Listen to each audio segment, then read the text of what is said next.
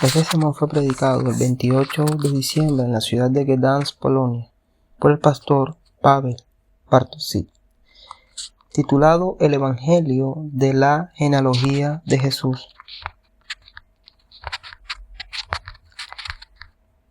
La genealogía de Jesucristo, hijo de David, hijo de Abraham. Abraham fue el padre de Isaac, Isaac fue el padre de Jacob, y Jacob fue el padre de Judá y sus hermanos. Judá fue un padre de Fares y Zera por Tamar. Fares fue el padre de Esrón, y Esrón fue el padre de Anra. Anra fue el padre de Aminabad, y Aminabad fue el padre de Nazón, y Nazón fue el padre de Salmón. Salmón fue el padre de Boz por Rahab, y Boz fue el padre de Jobed por Ruth, y Jobed fue el padre de Jesé. Jesé fue el padre del rey David, y David fue el padre de Salomón por la esposa de Urías. Salomón engendró a Roboán, Roboán engendró a Abías, y Abías engendró a Asaf, Asaf engendró a Josafat, Josafat engendró a Jorán, y Jorán engendró a Usías, y Usías engendró a Jotán, Jotán engendró a Acaz, y Acaz engendró a Ezequías, Ezequías engendró a Manasés, y Manasés engendró a Amón, y Amón engendró a Josías, Josías engendró a Jeconías y sus hermanos durante el destierro a Babilonia. Después del destierro a Babilonia, Jeconías engendró a Salatiel, y Salatiel engendró a Zorobabel, Zorobabel engendró a Abiú, y Abiú engendró a Eliaquín, y Eliaquín engendró a Azor, Azor engendró a Sadot, y Sadot engendró a Aquín, y Aquín engendró a Eliud, Eliud engendró a Eleazar, y Eleazar engendró a Matán, y Matán engendró a Jacob, Jacob engendró a José, José esposo de María, de quien nació Jesús llamado el Cristo, de modo que todas las generaciones desde Abraham hasta David son 14 generaciones, desde David hasta el exilio a Babilonia, 14 generaciones, desde el exilio a Babilonia hasta Cristo, 14 generaciones. El título del sermón de hoy es El Evangelio en el Génesis de Jesús. En la Biblia tenemos varias genealogías. En el libro de Génesis tenemos una lista de unas 70 naciones descendientes de los hijos de Noé. El libro de Números contiene numerosas listas de las tribus de Israel. El libro de Crónicas comienza con una larga genealogía. También tenemos un capítulo en el libro de Apocalipsis, el capítulo 7, donde se encuentra una lista de las tribus de Israel. La Biblia prohíbe las largas discusiones y argumentos sobre las genealogías, así que no las discutiremos, pero son parte de la palabra de Dios y por lo tanto también tienen un papel importante en la revelación divina. Para nosotros las genealogías son aburridas. Normalmente cuando leemos la Biblia las saltamos. Cuando leo la Biblia y llego a la genealogía simplemente las leo, generalmente sin detenerme mucho. Si lees la Biblia con regularidad, al menos te familiarizarás con los nombres de los antepasados de Jesús: Fares, Salmón, Boz, Jesé, Usías, Zorobabel, Sabot, Eliud, Matán. Muchos de ellos se mencionan poco o nada en la Biblia, pero si tu esposa o novia te pregunta ¿quién era Matán?, puedes responder: era el abuelo de José, el esposo de María. ¿Cómo impresionarás no solo a una joven creyente, sino también a un pastor? Para los primeros lectores de la Biblia, conocer la genealogía de alguien obviamente tenía un significado diferente. La mayoría de las veces se trataba de demostrar la continuidad del linaje familiar, lo cual era importante en la historia de Israel. La genealogía de una persona demostraba que no había caído de un árbol. Esta persona era israelita a través de sus abuelos. Esto era especialmente importante entre los sacerdotes. Debían ser descendientes de Aarón, quien provenía del linaje levítico. Toda la tribu de Leví servía en el tabernáculo, pero solo los descendientes de Aarón eran sacerdotes. El resto de los levitas los asistían. La genealogía también era importante para preservar la continuidad de la línea de la genealógica y por lo tanto la herencia y el cumplimiento de las profecías acerca del Mesías. Los fariseos acusaron a Jesús: ¿de dónde eres? ¿De dónde vienes para enseñar y sanar y decidir quién está realmente limpio? Muéstranos tu genealogía. El Mesías debía provenir de la tribu de Judá, ser descendiente de David. Pero podemos decir más: las genealogías sitúan la Biblia en el tiempo y la historia. Nos recuerdan que la fe cristiana es una fe histórica. Muestran que ciertos eventos ocurrieron 2000 años antes de Cristo y otros 1500 años antes de Cristo. Algunos de nuestros padres de la fe vivieron hace 4000 años y otros hace 2000. La genealogía de Jesús demuestra que no descendió a la tierra en ascensor desde el cielo. Nació como hijo de un linaje específico. Tenía una familia y un árbol genealógico de Lucas y Mateo nos presentan.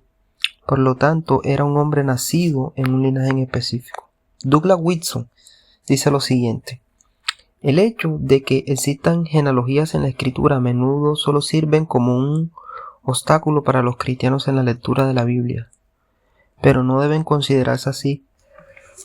Las genealogías son vastas e intimidantes cordilleras, pero debemos darnos cuenta que en la realidad contienen ricas ventas de oro. Como en la tierra de Avila, el oro allí es bueno, Génesis 2:12.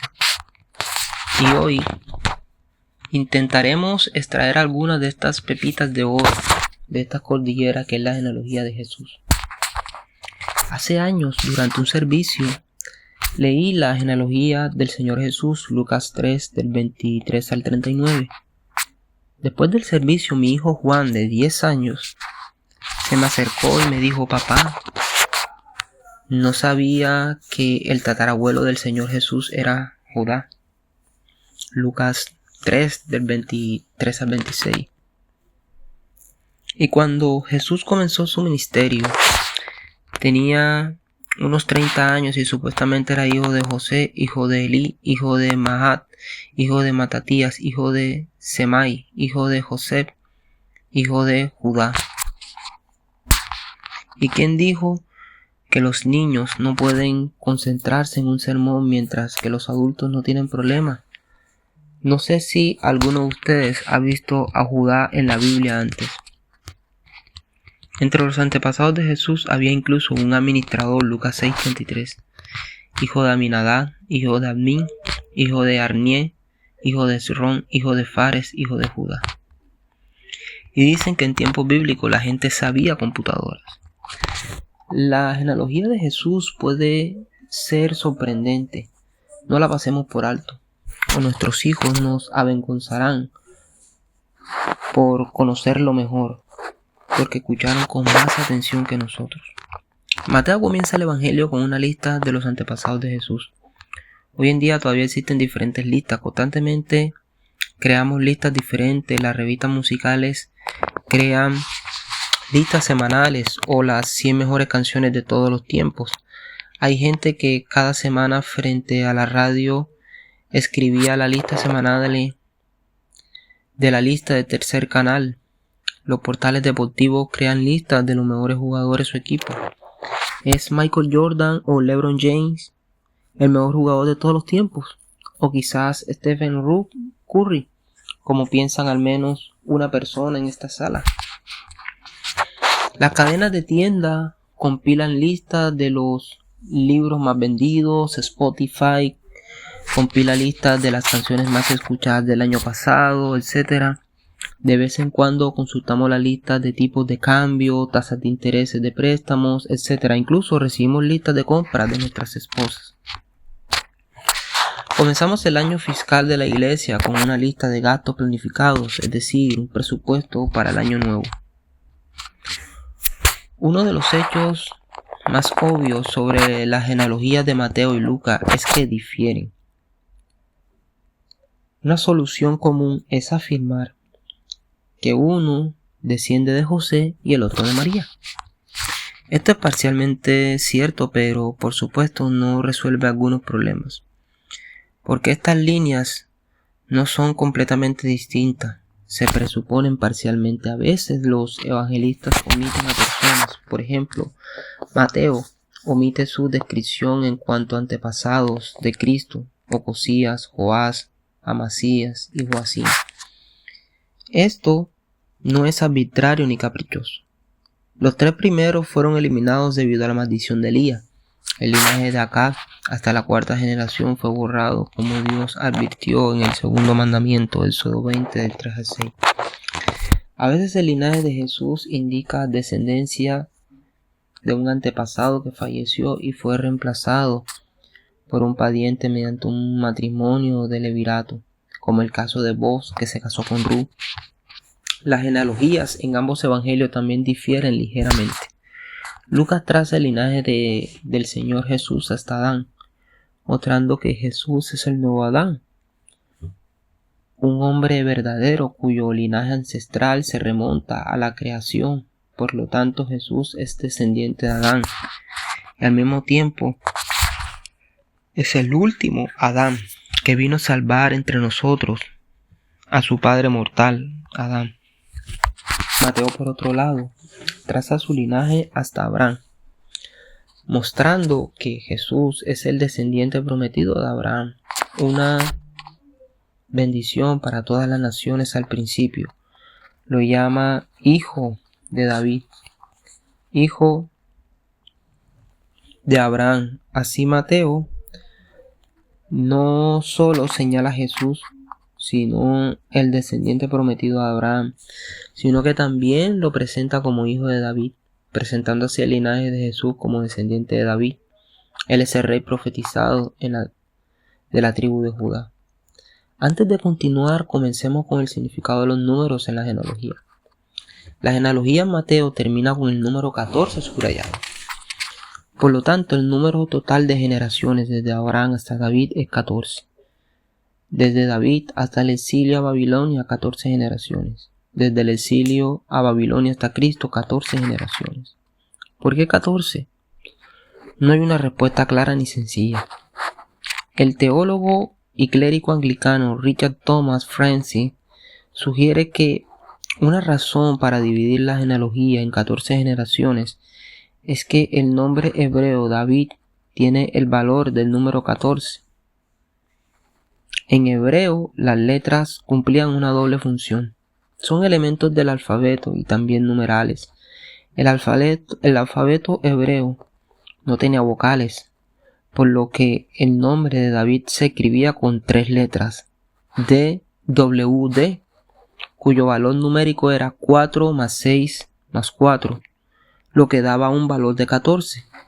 El número 14 era un símbolo del rey David. Así, la genealogía muestra que Jesús es, como enfatiza Mateo, al principio hijo de David. Además, la división en 3 partes de 14 generaciones corresponde a cambios en la organización socioreligiosa de Israel. Desde Abraham hasta David, Israel estuvo bajo el gobierno de jueces. Desde la época de David hasta el cautiverio babilónico estuvo bajo el gobierno de reyes.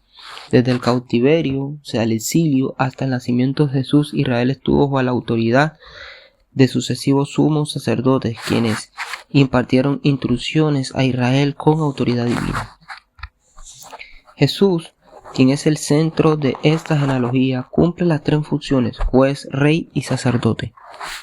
San Agustín, por otro lado, intentó explicar el número total de generaciones desde Adán hasta Jesús. Calculó que 3 periodos de 14 generaciones, cada uno representa un total de 42 generaciones. San Agustín sugiere que el patrón genealógico de 42 generaciones está vinculado al periodo de 40 días y 40 años, descrito en otras partes de las Sagradas Escrituras, periodos de diversas pruebas y experiencias. Agustín también menciona que Jesús ayunó durante 40 días en el desierto, pero que también permaneció con sus discípulos durante 40 días después de su resurrección para conectar su vida resucitada con la de ellos. Por lo tanto, el número 42 simboliza la entrada de Cristo en la experiencia y las pruebas humanas. Las genealogías de Mateo y Lucas difieren entre sí, al igual que los propios evangelios. Los 4 evangelios narran la vida y el ministerio de Jesús, pero cada uno lo hace de forma ligeramente distinta. Mateo comienza con una genealogía, Lucas proporciona una genealogía, pero en el capítulo 3 comienza con el nacimiento y la infancia de Jesús. Marcos no narra en absoluto el nacimiento de Jesús. Juan, por otro lado, comienza con el famoso prólogo sobre el Verbo eterno hecho carne. Cada evangelio comienza de forma diferente, pero también termina de forma distinta. Mateo describe sobre una gran comisión. Marcos termina con la consternación y el temor de los discípulos. Lucas continúa su relato en los hechos de los apóstoles y Juan enfatiza que es testigo de la vida de Jesús y que escribe su evangelio para que mediante la fe en él tengamos vida eterna. Diferentes comienzos y diferentes finales. Al mismo tiempo no hay contradicción entre los evangelios. No cuentan historias diferentes.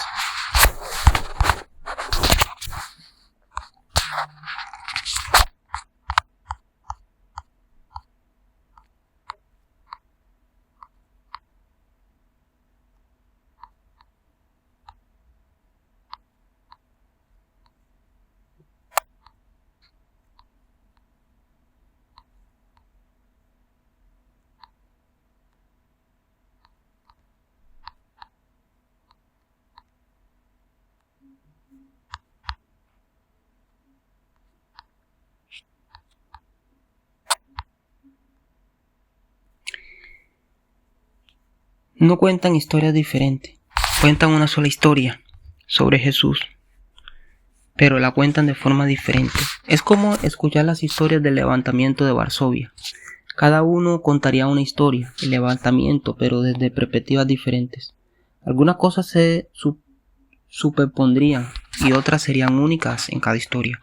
Uno diría que miró por la ventana y vio 3 soldados alemanes, mientras que otro miró por la ventana del mismo edificio y vio a 10 soldados. Aquí no hay contradicciones, cada uno de ellos simplemente miró desde una perspectiva diferente y describió lo que vio. Mateo presenta a Jesús como el hijo de Abraham, el hijo de David, el cumplimiento de toda la historia de Israel, el cumplimiento de las profecías de la ley, los salmos y los profetas, el cumplimiento de cada historia del Antiguo Testamento. Jesús es el nuevo Adán, el nuevo hombre que trae la bendición de la redención. Es Moisés quien explica la ley en el Sermón del Monte. Es el nuevo David quien cabalga triunfantemente hacia Jerusalén como rey. Es el nuevo Salomón quien enseña en parábolas. Es el nuevo Eliseo quien realiza milagros incluyendo la resurrección. Es el nuevo Elías quien forma una comunidad de discípulos. Es el nuevo Jeremías que llora por Jerusalén. Es el nuevo Isaac y Cordero sacrificado en la cruz. Es el templo destruido y reconstruido después de 3 días. Es el arca de la alianza, el lugar de encuentro entre Dios y el hombre. Ciro el Grande, el rey persa, quien en 2 Crónicas 36:23 se declara rey de la tierra y luego envía a sus subordinados a construir el templo en Jerusalén, y el Señor Dios estará con él. El Evangelio de Mateo termina de manera similar con la Gran Comisión, Mateo 28, del 18 al 20, y la palabra de Cristo, quien declara: toda autoridad en el cielo y en la tierra me ha sido dada, por tanto vayan y hagan discípulos de todas las naciones, y he aquí yo, Dios, estoy con ustedes siempre hasta el fin del mundo. Eso es el cumplimiento de todo el Antiguo Testamento. Toda la Biblia trata de él. Cuando leas el libro de los jueces o Samuel, pide la luz del Espíritu Santo para ver al Señor Jesús y su obra en ellos. En el Evangelio de Mateo ocurren bastantes cosas en la genealogía de Jesús. Hemos analizado la triple división en 14 tribus. Observemos también a 4 mujeres en esta genealogía con reputaciones cuestionables: Tamar, Rahab, Betsabé y Ruth. Tamar se disfrazó de prostituta para seducir a Judá y obtener un heredero de su suegro. Rahab era una pagana y prostituta en Jericó. Betsabé traicionó a su esposo acostándose con David. Ruth era moabita, descendiente de la unión incestuosa de las hijas de Lot con este. Así el comienzo mismo del Evangelio revela que el Mesías no vino al mundo de un linaje santísimo, puro, libre de escándalos. La sangre de pecadores corría por sus venas. Su árbol genealógico incluía prostitutas, asesinos y adúlteros. Esta lista de antepasados en Mateo muestran que Jesús estuvo rodeado de escándalos y que éste lo acompañarían durante toda su vida. Se convierten en un gran escándalo que Jesús coma y beba con publicanos y pecadores, coma con las manos sin lavar y sane en sábado. Jesús cargó con nuestra inmoralidad, nuestra hipocresía, nuestra mentira, la impureza de nuestros corazones. No nos evitó aborreciendo nuestras iniquidades desde el principio, desde su nacimiento. Entró en el linaje pecador, luego comió con pecadores. Le permitió tocarlo y morar con él. La cruz no fue algo radicalmente diferente de cómo vivió. Jesús, su mismo linaje, revela que entró en la raza humana pecadora entre nosotros. Y otra verdad que se desprende de los nombres en el linaje de Jesús. El Antiguo Testamento menciona a muchas madres respetadas en Israel, pero cada una de ellas, Sara, Rebeca, Raquel, Lea, es omitida a la genealogía de Jesús.